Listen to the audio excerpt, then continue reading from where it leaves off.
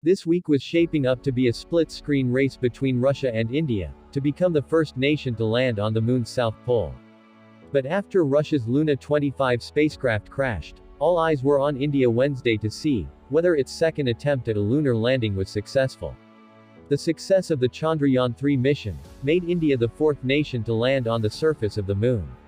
Chandrayaan-3, which means moon vehicle in Hindi and Sanskrit, launched from the Bay of Bengal last month. If all goes to plan, the spacecraft, which does not have any astronauts on board, will deploy a 60-pound, solar-powered rover to explore the moon's surface for 2 weeks. The mission's stated objectives, according to the Indian Space Research Organization, are to land safely on the moon, deploy a rover and conduct scientific experiments. India's Chandrayaan-1 mission in 2008, which was crucial in the discovery of lunar water molecules, was an impact probe rather than the landing of a spacecraft. The country tried to land a spacecraft on the moon's surface in 2019, but Chandrayaan-2 failed after contact was lost with the lander minutes before touchdown. "We came very close, but we need to cover more ground," Prime Minister Narendra Modi said at the time. "Our determination to touch the moon has become even stronger."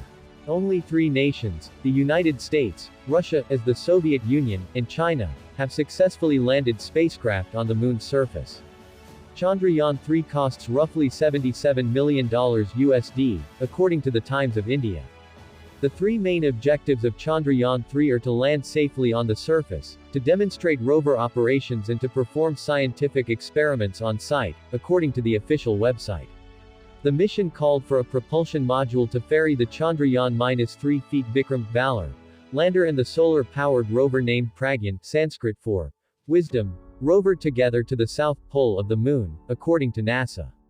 The module then entered lunar orbit and maneuvered into a roughly circular path, about 60 miles 100 kilometers above the surface. Then the lander separated from the module and aimed for a soft landing on the surface, achieving this on August 23, 2023. The lander and rover will collect science on the surface for 14 Earth days, a single day on the moon, while the propulsion module will gaze at our planet for its own science experiment.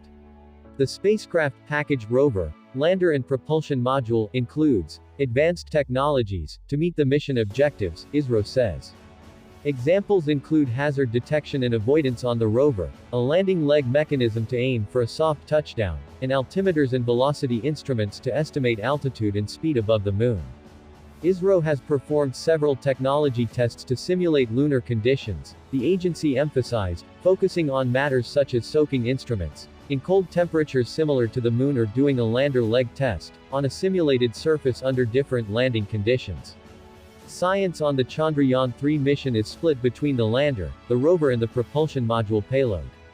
Chandrayaan-3 will build upon the lessons learned from the unsuccessful landing that took place during Chandrayaan-2.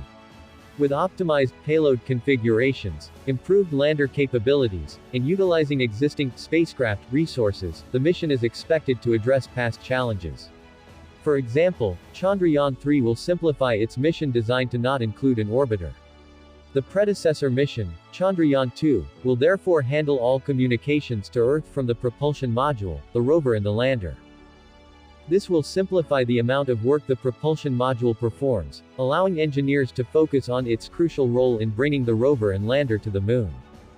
Isro stated it will have 2 lander hazard detection and avoidance cameras, meant to help the lander avoid obstacles on the surface during the descent. Chandrayaan-2 only carried 1 such camera, and Chandrayaan-3's cameras aim to be more robust than the predecessor mission. Why is everyone trying to get to the moon again? There's another space race happening, though it's a very different one from the Cold War era, competition between the United States and the Soviet Union. Countries including the United States and India, with Chandrayaan-3, are aiming to establish presences on or learn more about the south pole of the moon, where pools of ice could provide water for long-term settlements or act as a fueling station of sorts for space exploration. Water's component parts, hydrogen and oxygen, can be used as rocket fuel. The 26 kilograms rover called Pragyaan, the Sanskrit word for wisdom, was carried to the moon in the Vikram lander's belly. After the dust raised by last evening's landing had settled, panels on one side of Vikram opened to deploy a ramp, to enable Pragyaan to slide down to the lunar surface. It will now roam around the rocks and craters, gathering crucial data and images to be sent back to Earth for analysis. Pragyaan is carrying 2 scientific instruments which will try to find out what minerals are present on the lunar surface and study the chemical composition of the soil. Pragyaan will communicate only with the lander, which will send the information to the orbiter from Chandrayaan-2, which is still circling the moon to pass it onto the Earth for analysis.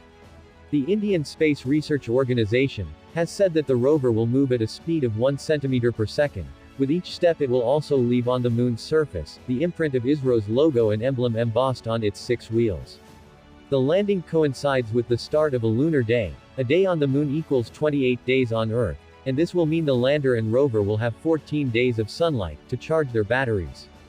Once night falls, they will discharge and stop working. It is not yet clear whether they will come back to life when the next lunar day starts. The lander is also carrying several scientific instruments, which will help find out what goes on the moon's surface and above and below it. Moon is thought to hold important minerals, but one of the major goals of Chandrayaan-3 is to hunt for water. Scientists say the huge craters in the South Pole region, which are permanently in shadow, hold ice, which could support human habitation on the moon in future. It could also be used for supplying propellant for spacecraft headed to Mars and other distant destinations. On Wednesday, tense moments preceded the touchdown as the lander began its precarious descent. The lander's speed was gradually reduced from 1.68 kilometers per second to almost 0, enabling it to make a soft landing on the lunar surface. The historic moment was greeted with celebrations across the country, with Prime Minister Narendra Modi saying, "India is now on the moon, and that, we have reached where no other country could." The landing came just days after Russia's Luna 25 spacecraft spun out of control and crashed into the moon. The crash also put the spotlight on the difficult terrain of the South Pole region where the surface is very uneven and full of craters and boulders. India's latest moon mission sends first photos.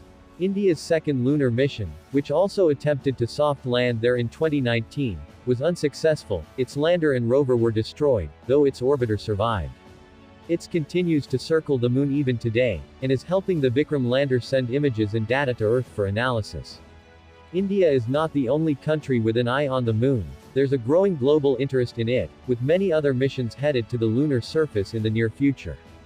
And scientists say there is still much to understand about the moon, that's often described as a gateway to deep space.